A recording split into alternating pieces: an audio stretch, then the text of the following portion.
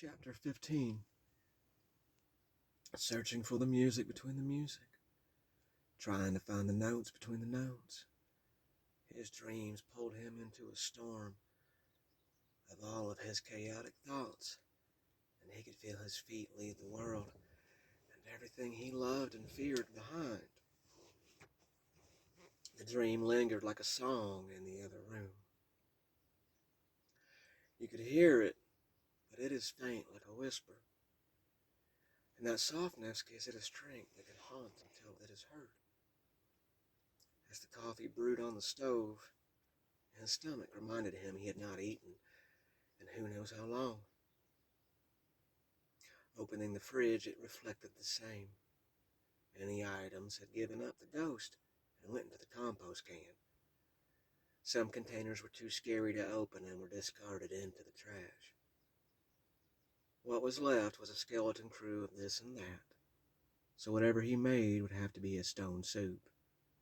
The silence of the house was broken by the knife and the cutting board as the blade made its way through the vegetables and various meats.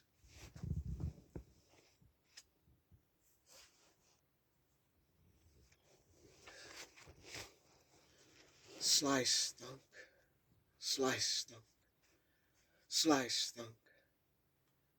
With his hands too messy to write in any of the journals, he reached over and tried to use his elbow and press record on his grandfather's old black tape recorder. Instead of record, he hit play. River. Her voice was angelic and exactly what he needed to hear at that moment. You will find this when you need it. I know there are times you feel so lost, like a ship with no sail, no water, no direction. I always sigh and smile when I see this in your eyes. Perhaps one day you will understand that you are the ship, the sail, and your own waters. You are the direction you take. There was a pause in her voice, and he could hear Peter Gabriel very faint in the background. She pictures a soul with no leak at the seam.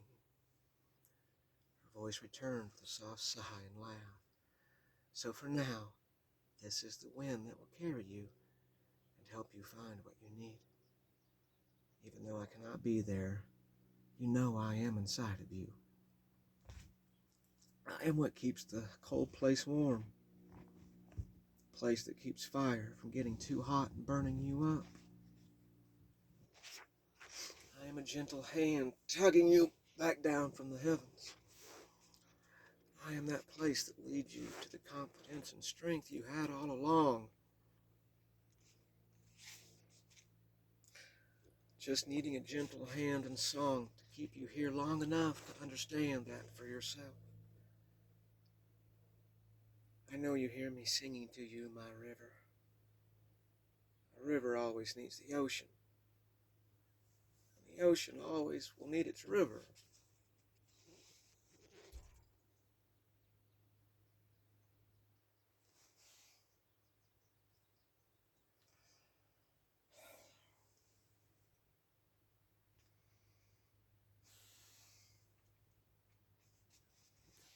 Another pause in her voice.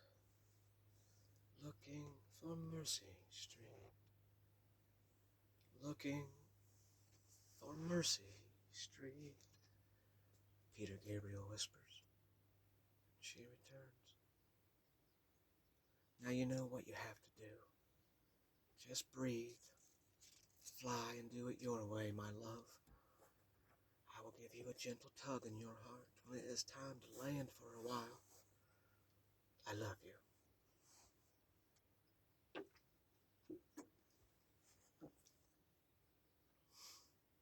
The tape grew silent. He smiled and watched the little wheels go until there was no more tape. Turning to the cutting board, he didn't realize he was peeling an onion. Layer after layer was spread across the counter as it gripped the root in his hand. He wasn't sure if the tears were from her voice or from the onion. Probably both. He ejected the tape. Tucking it away in a safe place, He put a blank one in, pressed play, and went back to...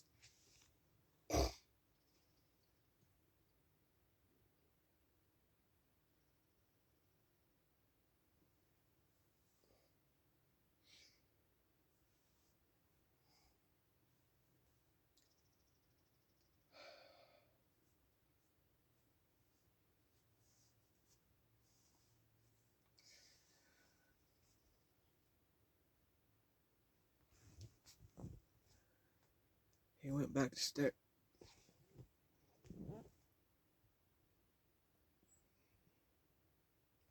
Damn it.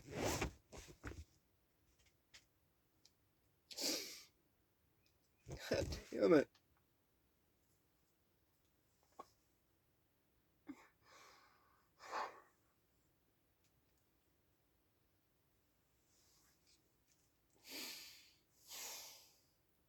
Fuck.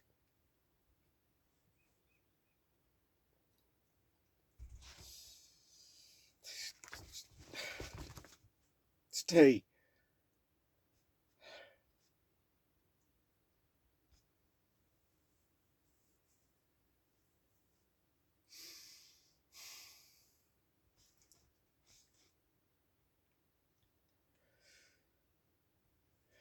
He went back to staring at the onion in his hand. He is so close to finding an answer inside of himself. But just what is he missing? Hi, she whispered into his ear as she rested her chin on his shoulder. Leaning back, he closed his eyes and rested his head against hers. I missed you. I know, she said gently, biting his ear. But you are not done. She grabbed the spoon out of his hand and scooted him aside with her head. Go mine it. I will finish here. Grabbing the tape recorder and journal, he stopped long enough to stare at her. Her strength had always amazed him. Her beauty that opened doors and worlds inside of him. He sighed and opened his mouth to say as much. But she threw an onion peel at him and said, Go, mine it. They both laughed as he left for the studio. Dealing with our demons and Christmas when it was needed. As school began, Robin went off to college, and Pop and I fell into a natural rhythm of what we were dealing with. Small memory bursts were starting to come back whenever I would be at school or playing with kids. Any sign of danger or getting too close to anyone, and I would begin to hear the scream far, far back in my mind. And I would vanish back to our house. Meanwhile, Pop was sick. From the aftermath of the chemo, and his night terrors began to return. I remember the first one because I woke up with Pop sitting on the edge of my bed. He had nothing on but his Fruit of the Looms, and he was staring at the wall. His eyes were open, but I could hear him snoring. His stump would twitch occasionally with a big snore. God, I swear, it's a nose hair or just a subconscious tick. Fuck, it drives me crazy. But all he did was sit there, afraid I was going to scare him. I kept whispering, Pop? Pop, are you all right? There was something so disturbing about him snoring with his eyes open. Fly, do not fucking land on me.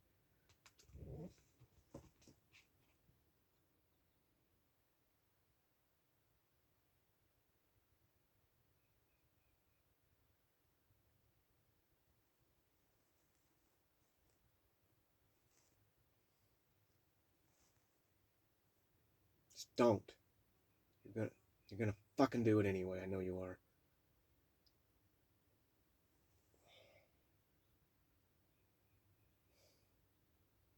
This is gonna break me. Fuck, I can't do that. This is gonna break me. I'm going to snap in the desert alone. Which is desert alone, Dana.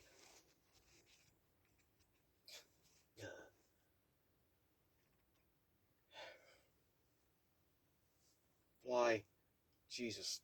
Oh my God. Dana.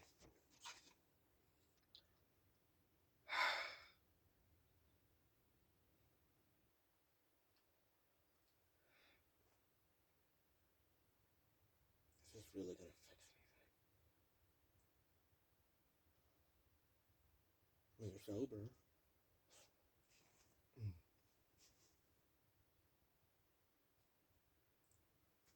There's that.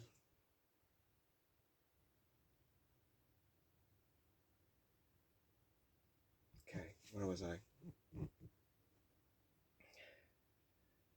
Fly. Fuck.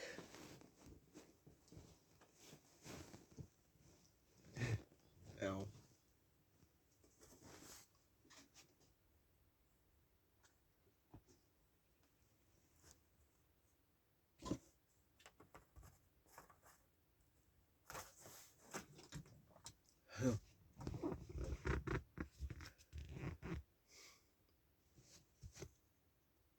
Afraid I was going to scare him, I just kept whispering, Pop? Pop, are you all right? And there was something disturbing about him snoring with his eyes open, like he was seeing things too terrifying to actually close his eyes. As I reached up to give him a gentle shake, he suddenly looked down at me. His stump was twitching back and forth as he grabbed my arm and gripped it tighter than I ever expected he could. 3 days they ran over me. 3 days of being in the mud with my friend's guts on me. With the maggots crawling all over us. The flies trying to bury their eggs in my eyes. And he began to gag, and for a brief second I thought he was going to throw up on me. Pop, I whispered, Pop, please wake up. They thought I was dead and would run on top of me. One of them stopping to piss on me, shaking his dick out, making sure he got out all of that piss out on me. Then he picked up his gun and took off running again. He grew quiet, and I tried to ease his grip. It was no use. He wouldn't let go until he woke up or got through the dream. So much blood, so much stink, so much of me left behind and gone. 3 days I laid there and pissed myself. I could hear my own shit oozing out of my bleeding ass. So much pain, Flott. So much pain, so much shit, so much blood. Nowhere to go. He then let go of my hand and just stared at the wall. I knew it wasn't the wall, but the foxhole where he had lost his arm and his best friend. Maggots eating away at me. He scooted off the bed and slowly stood up, almost stumbling, and as I reached out to catch him, he moved forward to his bedroom. I followed him and waited till he fell back into his bed. I covered him and returned to my room.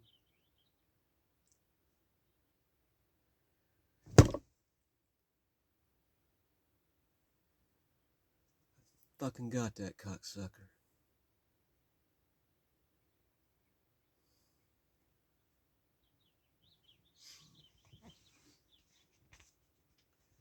Eventually I fell asleep and started to see Yankee grin, walking forward from a dark shadow.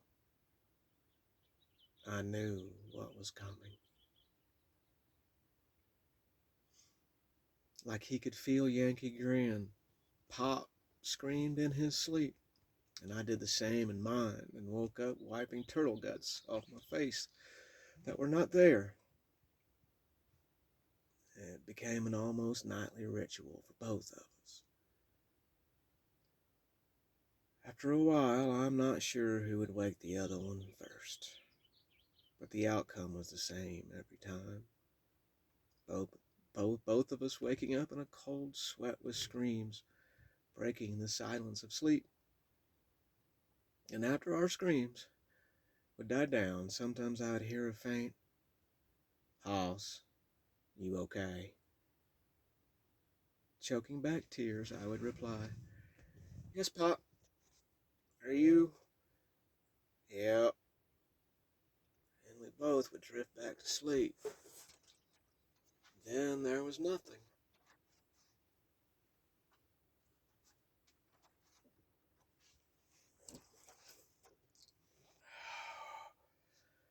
During the day, there was never any mention of the night screams.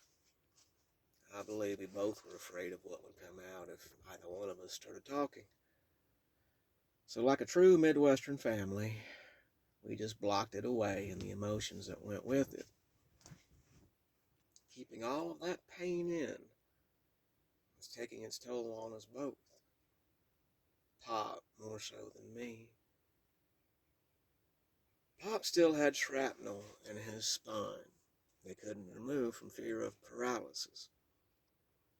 And it seemed when his pain and the nightmares would reach their peak, he would walk in the room with a pair of needle-nose pliers, hand them to me, and then fall on the couch. "Hoss, I hate to do this to you, but you have to squeeze them out. They are killing me." I'll never forget the first time I had to do this.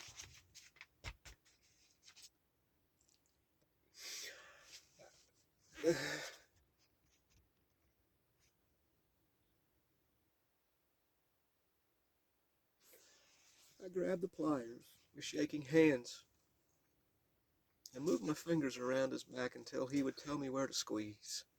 "There, that one." The shrapnel felt like a very hard zit below the skin, and I tried to treat it as such, pushing and squeezing with the pliers. Pop would try to make as little noise as possible, but by the time it would break the surface and I grabbed it with the pliers and pulled, we both were covered in sweat and tears, and I felt horrible for causing him so much pain. After doing it so many times, eventually it got a little bit easier as I learned what to do and what not to do. But it was still a grueling task for both of us.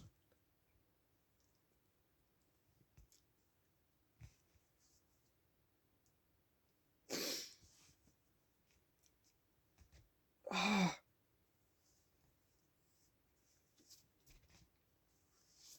uh,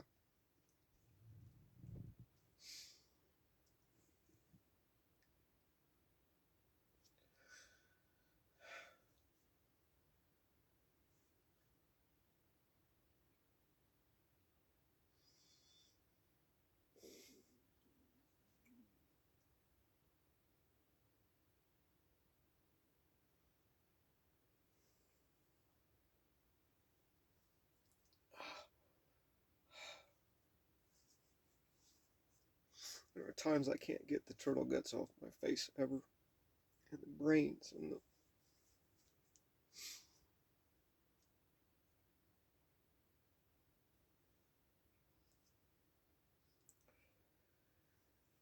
I always apologized when we were done. Pop would pat my arm and laugh. "That is not the worst thing I have had done to me, Hoss. We've got to deal with those demons one way or another." On a Friday night in between the Dukes of Hazzard and Dallas, Pop got off the couch, sit up, scoot to the edge, stand up with trademark groan, shuffle his feet for balance, and another groan to grow on. And he looked outside. He stood up the same way every time. "I think it's Christmas tonight, Hoss." Pop walked into the den, and I heard the loud click of the porch light switch. The August summer night was suddenly illuminated with red, blue, and green lights. I walked up and stood beside Pop as he gazed out at the new holiday. I wondered why the Christmas lights were still up and just how long had they been like that. We had never put them up, so they had to be there before I came back home. With a serious face, he went back to the couch. God damn it, get the fuck off me! Jesus fucking Christ! Just leave me alone! Fucking bugs! Ah! Damn it! Fuck, they're fucking everywhere!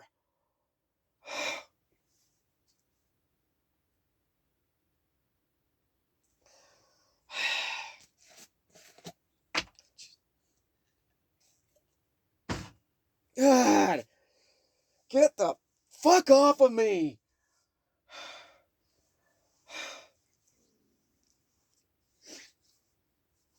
Oh! Fuck!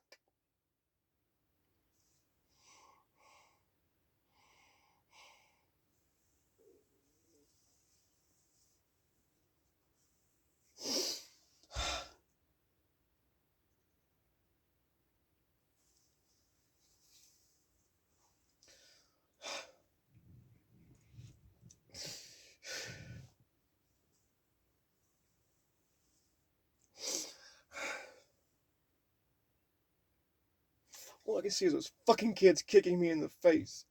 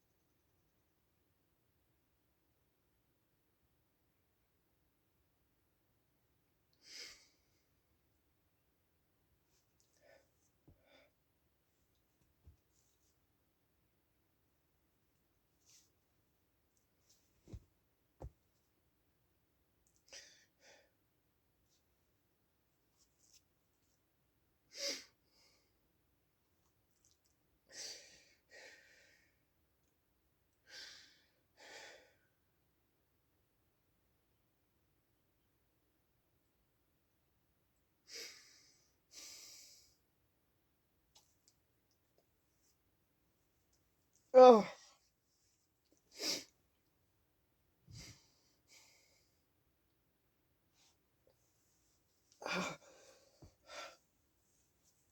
Fuck.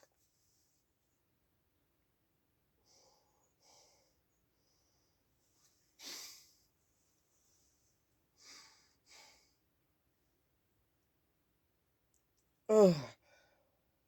Fuck, where am I? Okay. I know where I'm at.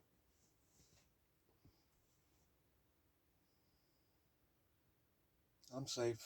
I'm fine. I'm safe.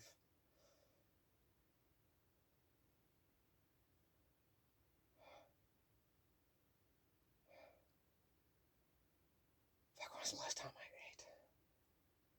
Fuck, I can't eat. Alright. Fuck, what am I?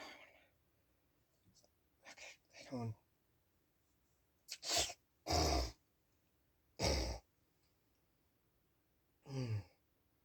L.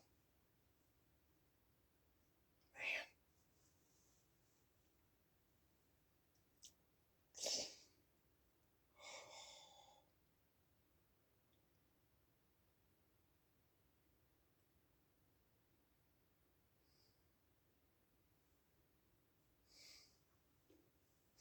Okay.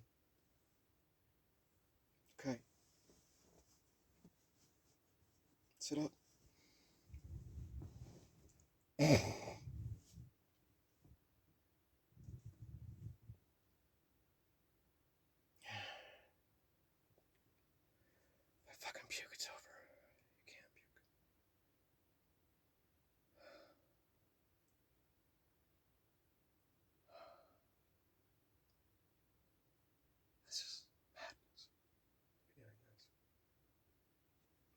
I had no choice, dude.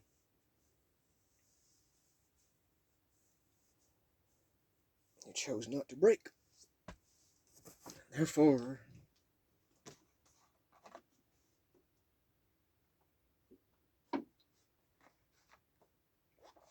all you have to do is break. And life becomes easier.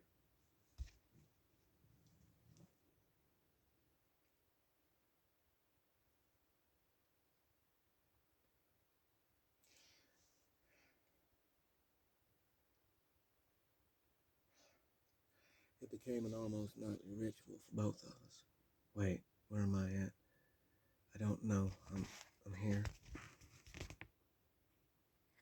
Laughing, I grabbed a flashlight and went to the garage.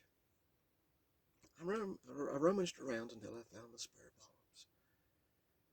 I had been back home long enough that I did not question his oddities. It only made sense to him. Sometimes it was quite fun to see where he would go with some things. Most people who leave their Christmas lights up all year round really don't care if they work or not. They are just too lazy to deal with them. As I changed these bulbs, I thought about it and why Pop left them up. Why was it so important these lines of work in the summer? Perhaps it wasn't about the lights. Not really. Perhaps it was a memory of better times. Christmas is a time for family, and hopefully it is time to create wonderful memories.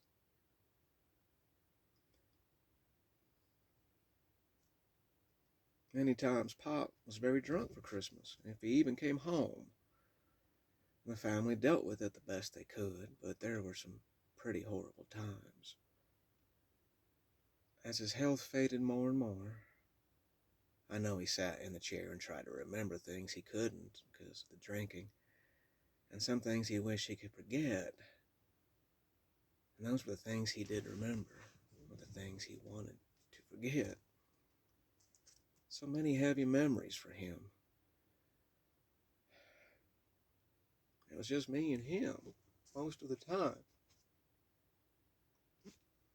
And he had to be so alone.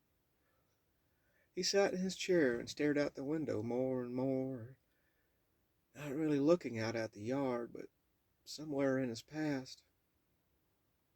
Hoss, one of these days I need to tell you something important. He would then go back to staring out the window. Perhaps the Christmas lights was Pop's way of trying to make up for the past. If not to me, at least to himself.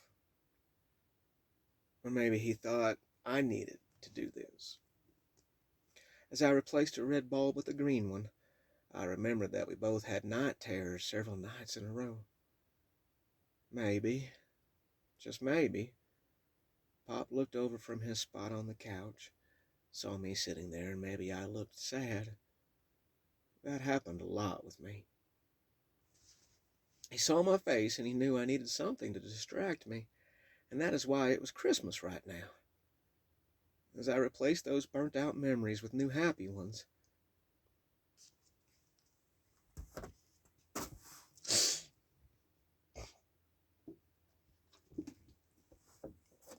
with happy ones, I began to understand Pop's crazy and how he dealt with the real world. And I smiled even bigger. I liked dealing with the demons this way. On that August night, Christmas, whenever Pop thought it should be Christmas, became the new ritual. He even began to pass out presents to the neighborhood. Granted, they were Pop Christmas presents, so they were quite interesting at times. You see, Pop smoked a lot. I mean, a lot. It wasn't quite chain smoking, but at times it came really, really close. He smoked Raleighs, and each one came with a half-cent coupon. Collect enough coupons, and you could bring order, and you could bring a Freud called couch is ready, and you could order things out of the Raleigh catalog. For those of you not familiar with this ancient art of coupon collecting, when you acquired enough coupons, you could get everything imaginable from their special catalog.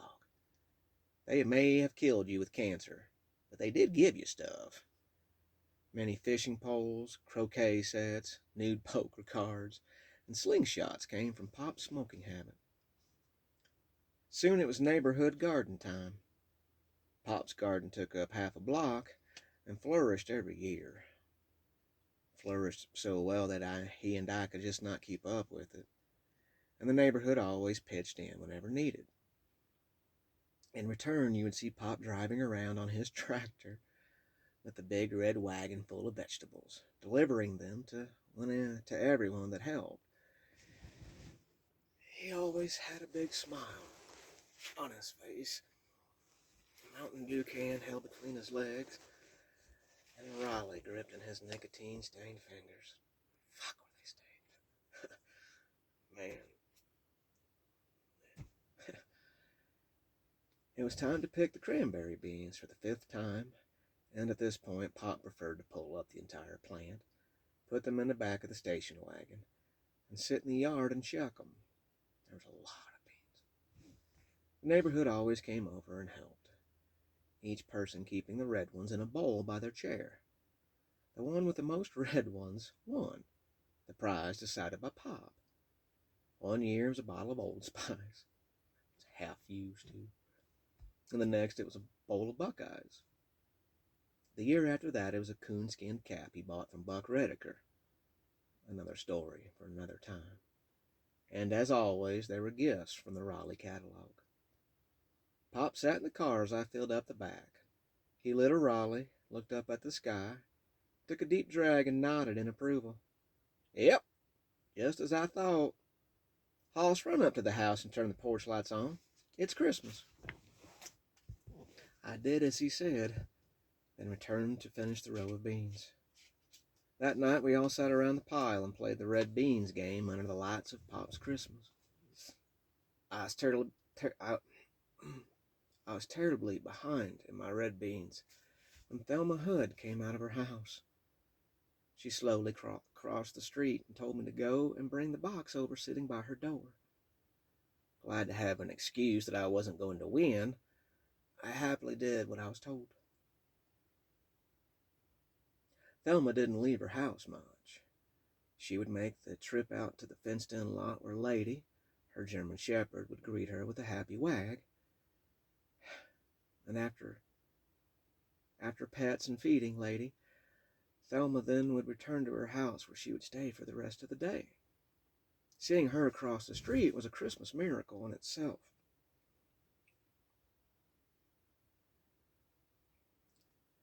Thelma was 80 to 100 years old.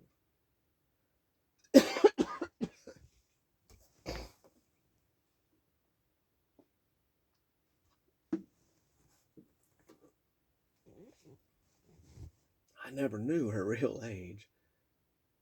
Her husband had owned the local gas station and car dealership, and had made a nice home for him and his family. Thelma really didn't have to work, but for years she had a beauty parlor in the basement. Her clientele were women about 100 to 1,000 years old as well, and all of them had white hair when they walked into Thelma's house. 2 hours later, they would leave with hair as blue as a robin's egg. My Uncle Lyle once told me there was a ghost in the basement, and whenever the ladies saw it, their hair turned blue from fright. I believed him and wouldn't go in her basement for years. Eventually, Thelma was too old to turn hair blue and spent her time enjoying her TV shows. She was a wonderful woman.